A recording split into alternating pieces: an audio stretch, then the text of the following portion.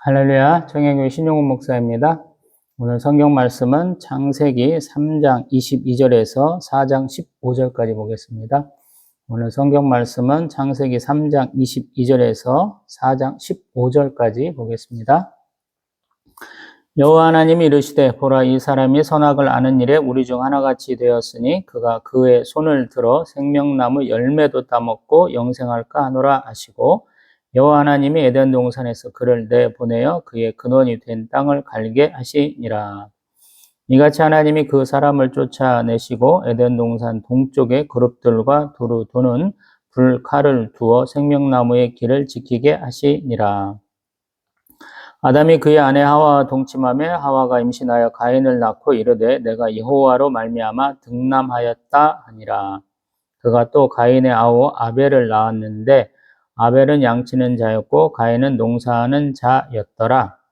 세월이 지난 후에 가인은 땅의 소산으로 제물을 삼아 여호와께 드렸고 아벨은 자기도 양의 첫 새끼와 그 기름으로 드렸더니 여호와께서 아벨과 그의 제물은 받으셨으나 가인과 그의 제물은 받지 아니하신지라.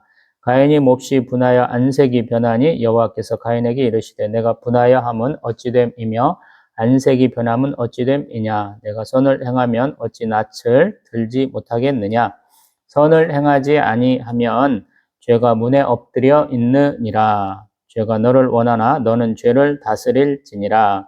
가인이 그의 아우 아벨에게 말하고 그들이 들에 있을 때 가인이 그의 아우 아벨을 쳐 죽이니라. 여호와께서 가인에게 이르시되 내 아우 아벨이 어디 있느냐. 그가 이르되 내가 알지 못하나이다. 내가 내 아우를 지키는 자니까. 이르시되 내가 무엇을 하였느냐. 내 아우의 핏소리가 땅에서부터 내게 호소하느니라. 땅이 그 입을 벌려 내 손에서부터 내 아우의 피를 받았은즉 내가 땅에서 저주를 받으리니 내가 밭을 갈아도 땅이 다시는 그 효력을 내게 주지 아니할 것이요 너는 땅에서 피하며 유리하는 자가 되리라. 가인이 여호와께 아뢰되 내 죄벌이 지기가 너무 무거우니이다.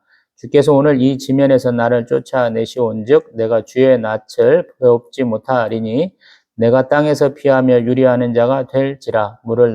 무릇 나를 만나는 자마다 나를 죽이겠나이다. 여호와께서 그에게 이르시되 그렇지 아니하다.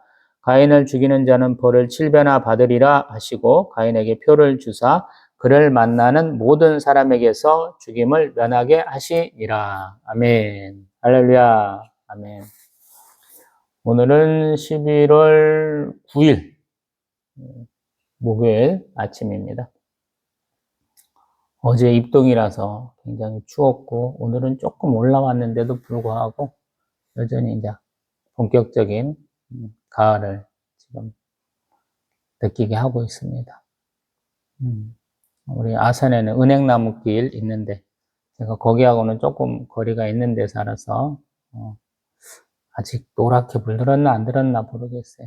제가 사는 이 교회 주변이나 이런 데는 벌써 노란 은행잎이 다 떨어진 데도 있고 아직도 이파리가 파란 은행나무도 있고 좀 어중간합니다. 어제까지 한 부분 중에서 끝부분을 제가 말씀을 못 드린 것 같아요. 아담이 그의 아내 이름을 하와라 불렀다 그랬어요. 우리 3장 20절에. 성경에서 이런 일이 많아요. 이름이 바뀌었어요. 근데 바뀐 내력을 얘기를 안 하고 앞에서부터 사람들이 익숙할 수 있도록 그 이름을 쓰고 바뀔 때를 또 한번 기록을 해줘요. 우리 모세오경에서도 그런 일들이 있어요. 우리 여호수아 맨날 그러잖아요. 근데 호세아가 여호수아로 이름 바뀐 게 언제냐 그러면 우리 민수기에 나와요. 정탐꾼들 보내면서 내가 너를 신뢰하노라 하는 그런 믿음을 좀 보여주는 그런 행위인 것 같아요. 민수기 13장 16절 민수기 13장 16절에서 이는 모세가 땅을 정탐하러 보낸 자들의 이름이라 모세가 눈의 아들 호세아를 여호수아라 불렀더라. 아멘. 우리 신약에 가면 요한복음에서도 그런 일들이 일어나죠. 우리가 요한복음에서 크게 기억하는 것 중에 하나가 우리 나사로 나사로가 생각이 나죠. 근데 이 마리아가 향유를 요한복음 11장 2절 이 마리아는 향유를 주께 붓고 머리털로 주의 발을 닦던 자요 병든 나사로는 그의 오라버니더라. 근데 이 마리아가 향유를 예수의 머리에 붓는 것은 요한복음 12장에 나와요. 그래서 성경은 특별히 신약은 신약은 구약이 아니고 신약은 그 성경이 읽혀진 데가 지역적으로 좀 특색지어져 있었던 것 같아요. 그래서 이 성경을 읽는 사람들은 미리 그 이름을 알고 있는 거예요. 그래서 그걸 미리 언급을 해주는 겁니다. 그래서 조금 그런 부분을 좀 보면 좋아요. 제가 계속 하와 그랬는데 이샤 남자 여자로만 쭉 칭했다가 제가 계속 하와라는 말을 한 것도 보면 어디가 하와란 말이 나와요? 인자 3장 20절에 나왔던 얘기를 앞에서부터 한 거예요. 그래서 성경은 뭐랄까 근거를 제시하는 그런 책이에요. 하나님도 말씀하시잖아요. 내가 너희들에게 말하지 않은 것, 명령하지 않은 것 때문에 너희들이 범죄했다고 처벌하지는 않으세요.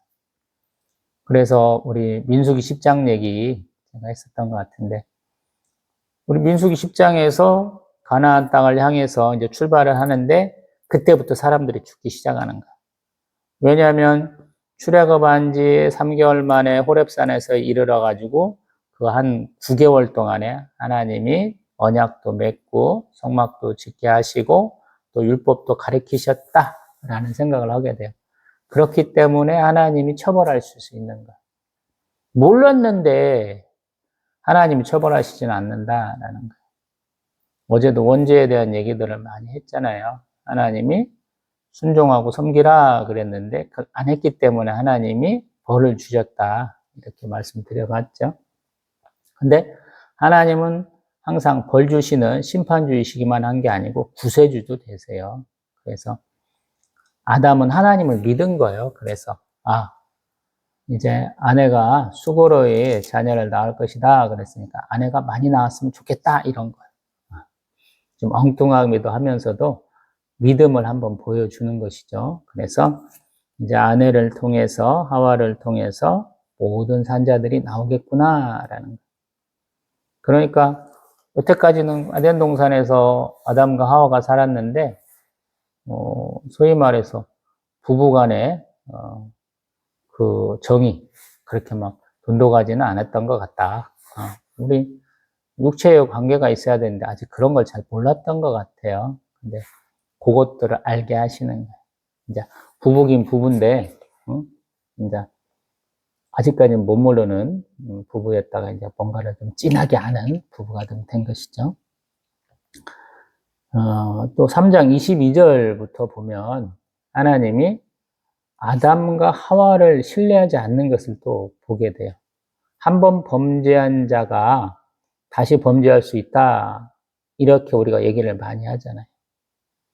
그렇기 때문에 하나님이 선악과만 따먹은 게 아니고 이제 생명나무 열매도 따먹을까 싶다 그러시면서 쫓아내시고 또 우리 3장 23절에 보면 그의 근원이 된 땅에서 만들어졌잖아요. 흙에서 만들어졌으니까 그 땅을 갈게 하시는 거예요. 가만히 보면 앞에서 하나님이 경작하고 지키게 하셨다 그러는데 그 경작에 그 땀을 흘리는 노동을 하나님이 가혹하게 때로는 시키지 않으신 것 같아요. 그렇게 해 그러는데 온갖 일들이 다 있어가지고 사실은 그거에 뭐 이렇게 큰 비중을 안 뒀던 것 같아요. 하나님 이제는 경작, 소위 말해서 섬김에 더 강조점을 두신 것 같아요. 그리고 이제는 지키세요, 하나님. 뭘로 지키냐면 두루두는 불칼로 생명나무 길을 딱 지키시는 거예요. 우리는 지금 보니까 동쪽에 두었으니까 동쪽으로 쫓겨난 것이죠. 에덴 동산이 어디 있어요? 잘 모르죠. 지금도 많은 사람들이 추측을 해요. 메소포타미아 지역을 중점적으로 해서 많이 보고 있는 것 같아요. 물 근원이 네 군데잖아요. 강이 네 군데니까 강이 흐를 데가 어디냐. 유브라데 강에 나오니까 유브라데 강 근처로 많은 분들이 상상하시기도 그러잖아요.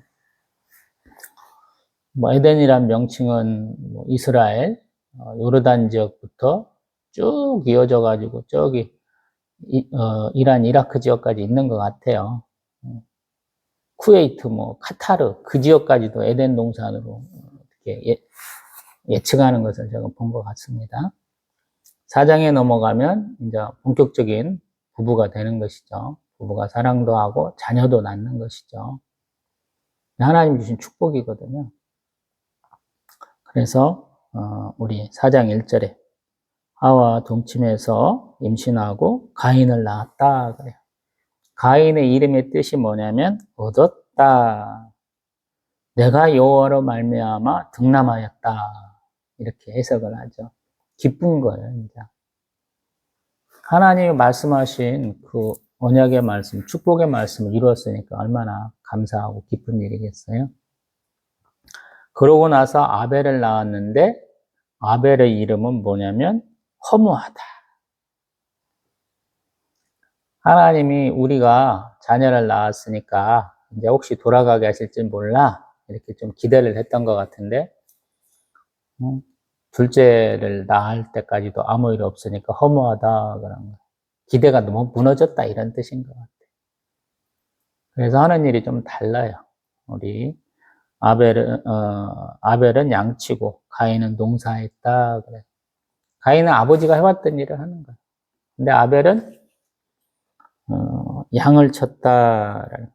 양을 쳤어요. 그리고 세월이 지난 후에 아마 장성해서 그렇게 된 거겠죠. 아니면 뭔가 그 성경에서는 뭐 여러 날 후에 몇 해 후에 뭐 이렇게 해서 시간의 흐름을 얘기를 하거든요. 그래서 어느 정도 시간이 지나고 이 가인은 땅의 소산으로 하나님 앞에 제사 드리고 또 아벨은 양의 첫 새끼와 그 기름으로 제사 드렸다라고 그래. 하나님이 가인 거는 안 받고 아벨 것만 받으셨다 그래. 하나님 왜 그러셨을까요? 우리 히브리서는 그것을 믿음으로 드렸다라고 가인을 칭찬을 하잖아요. 우리는 잘 모르잖아요. 근데 하나님의 그 자유 의지대로 하나님의 뜻대로 누구 건 받고 누구 것은 안 받았는데 가인이 막 화가 나가지고 얼굴이 막 울그락불그락 했다는 거예요. 그래서 하나님 부르시는 거죠. 가인한테 내가 왜 화내냐? 안색은 왜 울그락불그락 하느냐? 그랬더니 거기다 하나님이 더 못을 박죠. 7절에 네가 선을 행했으면 어찌 낯을 들지 못하겠어. 선을 행하지 아니하면 죄가 문에 엎드린다. 죄가 너를 원하나 너는 그를 다스리지 말라라는. 아마 땅의 소산에 뭔가 문제가 있었던 것 같아요. 하나님 말씀하지 않아도 않는 거죠.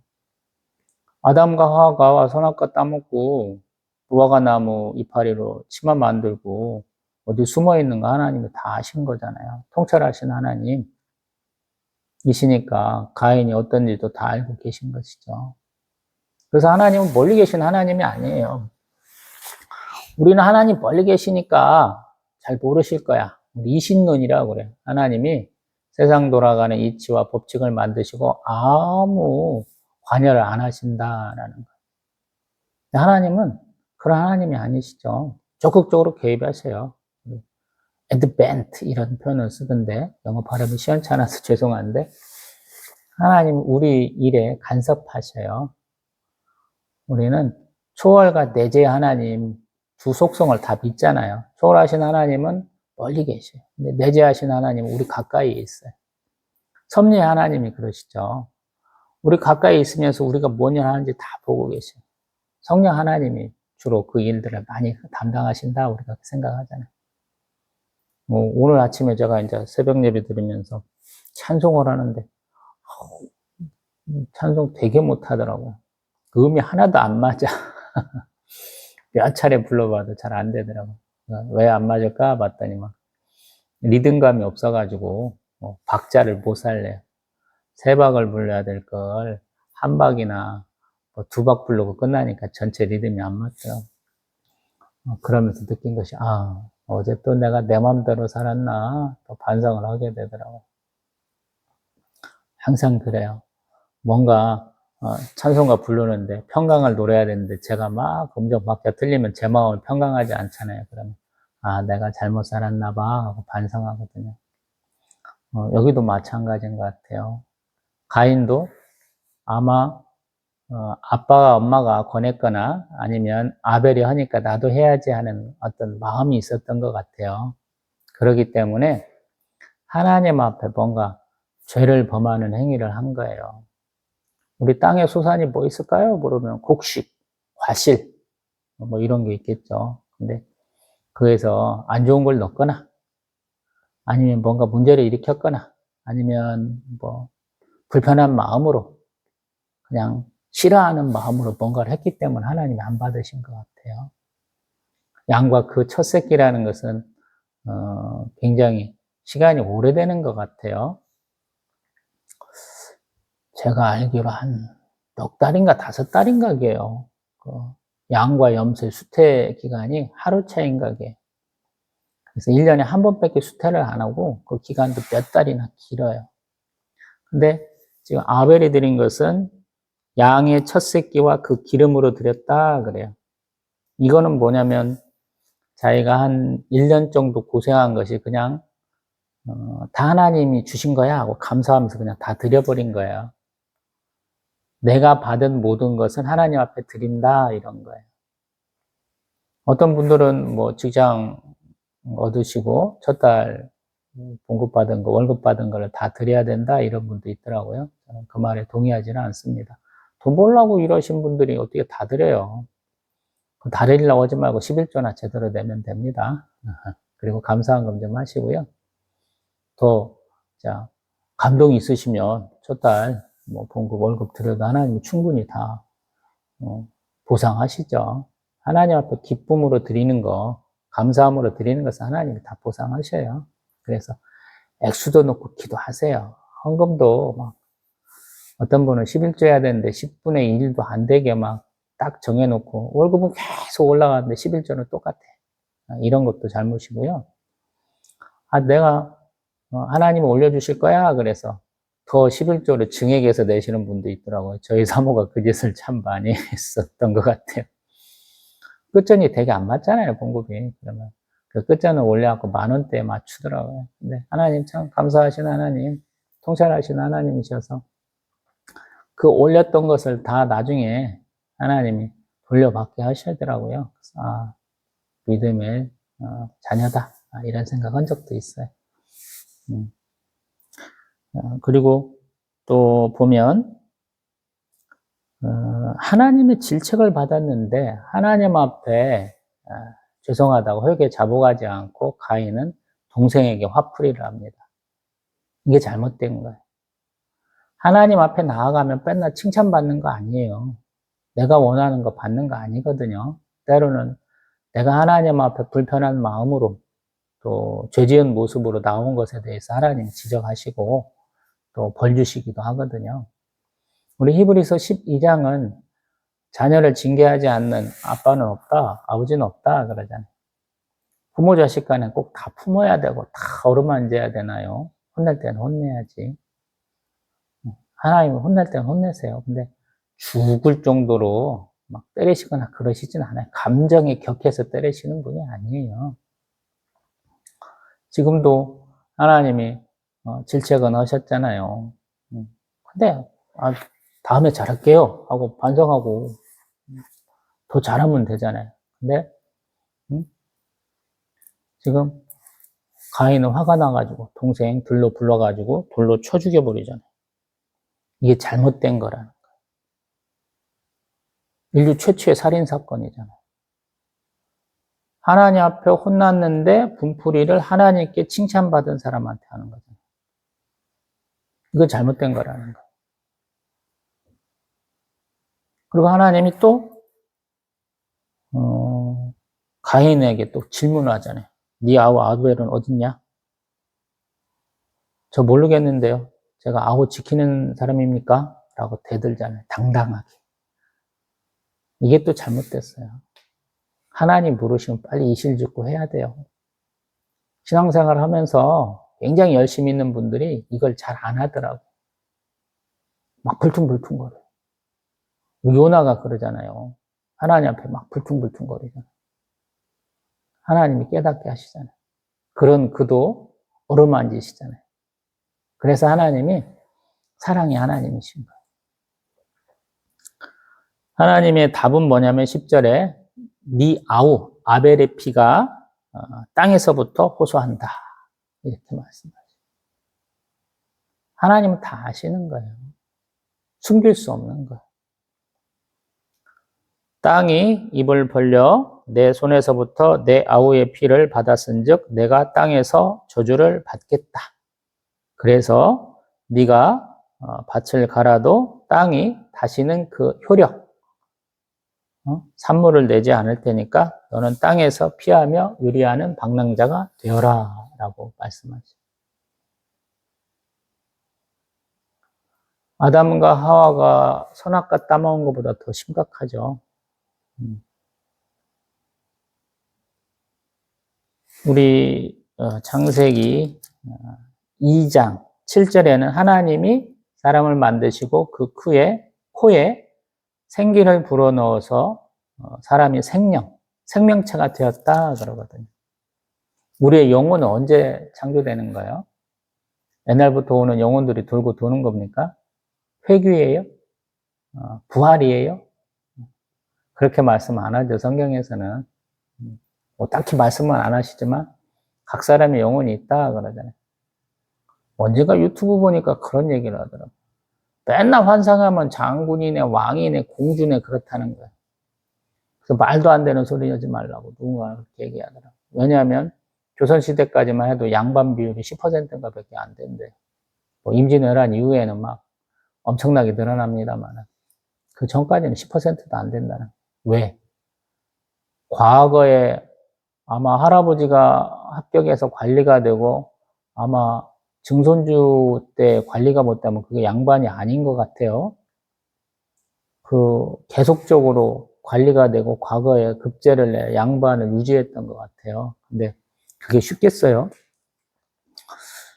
예전에 한 번 또, 죄송합니다. 그 과정을 보니까 경쟁률이 요즘에 우리가 보는 국가공무원 시험보다 더 심하더라고요. 뭐 7, 80대까지는 노인부터 뭐 10대 소년까지 다양한 연령계층이 본다 그래요. 그리고 나중에 임금 앞에서 치르는 전시 같은 경우에는 단답형이 아니더라고요. 지방에서 치르는 시험이야.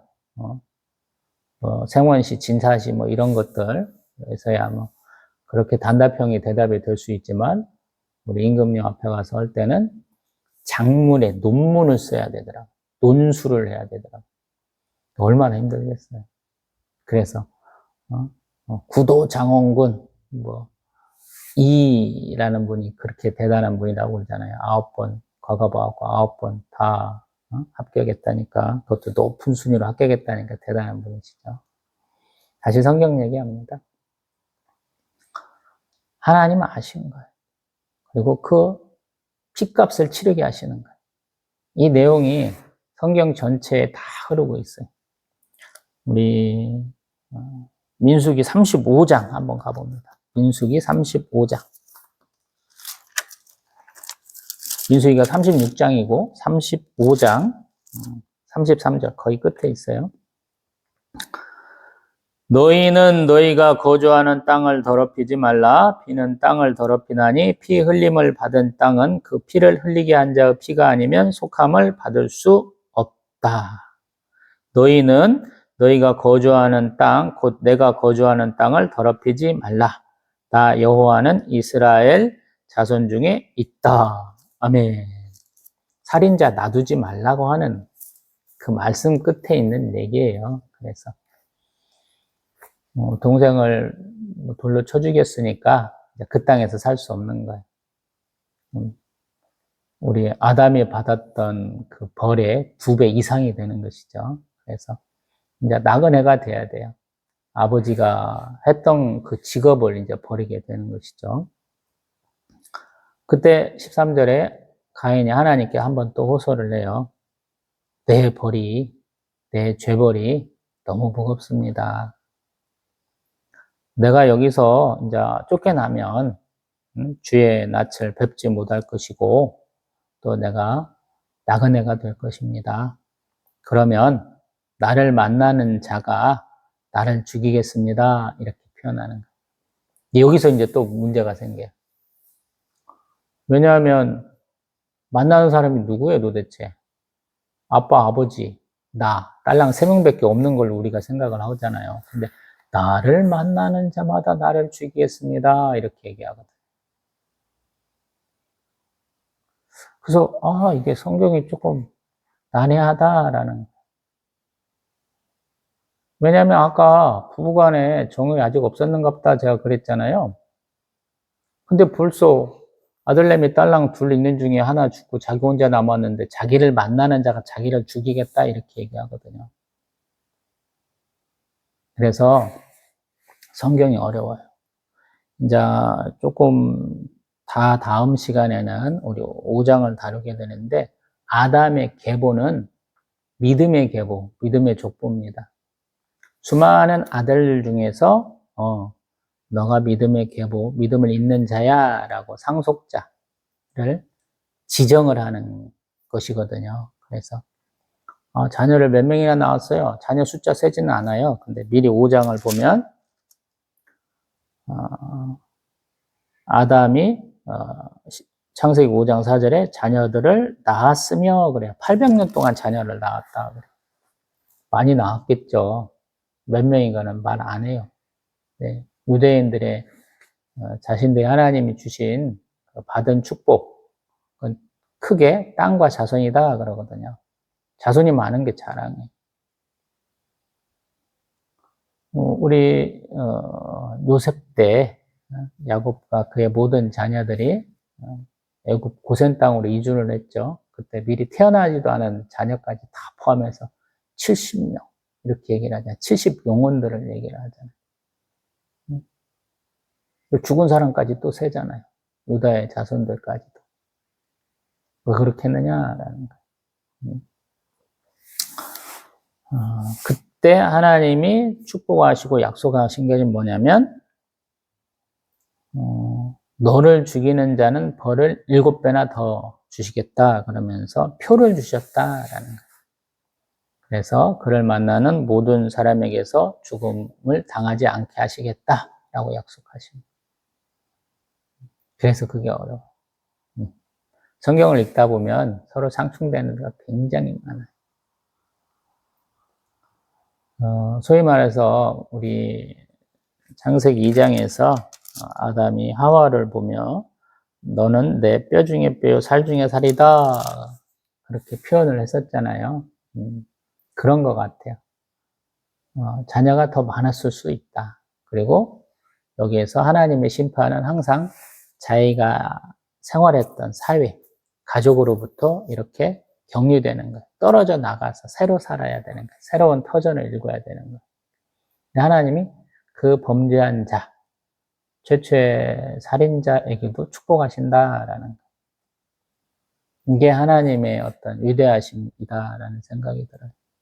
그리고 이스라엘 사람들의 어떤 세계관에 놀라운 점이다 이런 생각이 들어요. 이스라엘 사람들은 서로 상충되고 이상한 거 몰랐을까요? 그러면 알았겠죠. 근데 그 얘기를 자세하게 안 하는 이유는 그 사람들은 아니까. 지금 히브리어에서 모음과 자음이 있는데 모음에다가 원래는 자음들을 표시해서 우리가 구약 성경, 히브리 성경에는 그 자음과 모음을 이제 이렇게 같이 보면서 발음을 하거든요. 근데 히브리 사람들은 이제 모음 표기 안 하잖아요. 그냥 그 사람들은 읽으면 안다고 그렇게 발음들을 하잖아요. 익숙하니까 안 쓰는 거예요. 우리 성경도 그런 것 같아요. 이 성경의 1차 대상자는 유대인이에요. 이스라엘 사람들이기 때문에 지금 현재 이스라엘 사람들이 아니고 고대의 이스라엘 사람들이기 때문에 그 사람들은 다 알았다라는 거예요. 이것까지 써야 돼? 이것까지 설명해야 돼? 이런 게 없다는 거예요. 그냥 그 사람들은 자연스럽게 받아들였다라는 것이고, 아, 이때하고 나하고 엄청난 차이가 있는데, 충분히 이해가 가. 이런 거라는 거예요. 그래서 성경이 때로는 불친절해요. 그리고 때로는 굉장히 모순적인 거예요. 그래서 성경의 말씀을 잘 파는 것도 중요한데 때로는 대범하게 받아들여야 돼. 제가 궁금하면 한 3개월 정도 기도해 보시라고 그랬잖아요. 가인이 만나는 사람한테 죽임을 당하지 않기 위해서 하나님이 주시는 표를 받아야 되는 이 상황을 갖고 한번 기도해 보세요. 그게 성경 전체를 이해하고 하나님과 이스라엘 백성들을 이해하는데 큰 지장을 주는지 한번 기도해 보세요. 아무것도 아니고 그냥 잊혀지실 가능성이 높아요. 왜냐하면 가인은 곁다리야. 곁다리. 본 줄기가 아니에요. 뭐 떨어져 나가는 그냥 그런 거예요. 그래서 그 중요치 않은 것에 시간을 낭비할 필요가 없어요. 그냥 그런갑다 하면 돼. 성경에서는 하나님을 온전히 바라보고 주의 이름을 부르는 자들, 하나님 앞에 나아가서 헌신하는 자들의 얘기들을 쭉 써놓고 있어요. 그리고 그 헌신하던 자들 옆에서 깔짝대는 떨거지들에 대한 얘기도 가끔씩 해요. 근데 그 떨거지들한테까지 눈을 주면서 볼 필요가 없어요. 성경 1189장이거든요. 그 중에서 중요한 것만 봐도 돼요. 충분하거든요. 가인은 떨거지다. 그래서 신앙생활도 참 잘해야 돼. 교회 일꾼이 돼야 되고요. 하나님의 백성이 되도록 열심을 다해야 돼. 하나님이 나를 먹고 살게 하시고요. 내 삶을 영위하게 하셔요. 근데 하나님과 그 돈독한 관계, 기도도 하고 응답도 받고 같이 웃고 울고 그런 소위 한자로 말하면 간담상조, 수어지교, 우리 뭐 이런 게 안 돼요. 다윗의 시편이 150편 중에 73편이라 그러잖아요. 그 많은 것들 보세요. 다윗은 아플 때, 또 상심했을 때, 죽음의 위기 가운데, 기쁠 때 하나님 앞에 노래하잖아요. 그게 기쁨이에요. 신앙생활의 기쁨. 하나님과 동행하는 자의 기쁨이에요. 근데 그것이 안 된다라는 거예요. 그래서 죄짓지 말라는 거예요. 하나님이 금지하신 것들을 하지 말라라는 거예요. 하나님은 섭리의 하나님이세요. 또 언약의 하나님이세요. 하신 말씀을 지켜요. 우리 일반 은총이 있잖아요. 안 믿는 사람들이 뭐 먹고 사는데 지장이 있나요? 또 우리 특별 은총을 받은 우리들도 뭐 아프고 다치기도 하고 직장도 잃고 결혼 생활도 파탄 나고 부모 자녀 간의 관계도 이상해지고 온갖 일들 다 겪잖아요. 근데 하나님과 함께 할 수 있다는 그 큰 기쁨이 있다라는 거. 그래서 신앙생활 열심히 하시라고 그러는 거예요. 아무도 세상 사람들 누구도 내 마음 몰라요, 사실은. 뭐 세상 사람들은 술이라도 먹고 뭐 온갖 나쁜 짓들 다 하면서 또 때로는 온갖 뭐 활동을 하면서 자신을 이렇게 조절해 가면서 자신의 페이스를 유지하고 기쁨을 추구하면서 살죠. 근데 우리 신앙인들, 종교인들은 좀 다른 관점에서 봐야 되죠. 내 삶의 중심이 누구냐? 그러면 하나님을 중심에 두고 해야 되죠. 하나님과 즐겁게 동행해야 돼. 하나님의 인정을 받아야 돼. 그래야 내 삶이 평안해지고 내가 하는 일의 의미들을 더 깨달을 수 있는 거예요. 성경을 읽어도 이게 이렇구나라고 깨달아질 때가 있어요. 우리 히브리서 10장에 보면 빛을 본다라고 그러잖아요. 어느 날 그냥 성경 말씀이 그냥 세세하게 확 다가오는 때가 있어요. 그냥 똑똑하시고 이렇게 뭔가 부속적인 분들이 느끼는 그런 거 말고요. 내 영이 그냥 갑자기 확 이렇게 올라가는 것 같고 내 마음이 그냥 확 이렇게 따스함으로 가득 찰 때가 있어요. 말씀의 은혜가 그렇게 커요. 그러기 위해서 너무 많이 볼 필요 없다라고 항상 말씀드리는 거고 좀 육하 원칙, 누가 언제 어디서 무엇을 어떻게 왜 했는지 정도는 좀 따져봐야 돼요. 그리고 성경은 항상 좁을 대로 좁혀보고 또 넓힐 대로 넓혀봐야 돼요. 축소와 확장을 좀 많이 해봐야 되고요. 또 쌓았다 부수고를 좀 많이 해봐야 돼요. 그래야 더 성경이 생생해지고 더 재밌어지고 더 내 삶에 가치와 의미를 더하게 됩니다. 오늘 아담, 하와, 가인과 아벨의 얘기가 나오잖아요. 하나님 앞에 열심을 다했는데 그 결과가 만족스럽지 못했을 때 어떻게 하겠느냐라는 거예요. 아담과 하와는 기대의 차이 있잖아요. 하나님이 생육하여 번성하여 땅에 충만하라 하셨어. 에덴 동산에서 쫓겨났지만 하나님이 주신 이 벌을 우리가 감내하며 하나님이 좋은 일이 있게 하실 거야 라는 소망을 품고 있었는데 자녀들이 하나님의 인정을 받는 사람과 못 받는 사람으로 나눠지고 형제간의 다툼으로 한 명은 죽고 한 명은 쫓겨나서 아무것도 없는 상황이 된 거죠. 하나님이 약속하셨는데 그 약속이 이제 허무하게 돌아가는 과정들이 있잖아요. 근데 하나님의 그 성령의 감동으로 쓰여진 성경에는 그 얘기 좀 안 하거든요. 그래서 성경이 좀 어떤 때는 냉담해요. 냉담해. 한편으로 보면 간결합니다.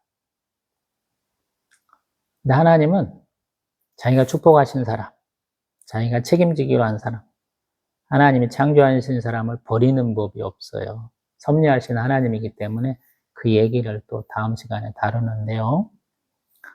우리 5장 16절부터 26절까지 또 하고 있어요. 함축적으로 하고 있어요. 그래서 성경은 네버 엔딩 스토리, 절대 끝나지 않아요. 여기서 끝나는 것 같은데 끝나지 않습니다.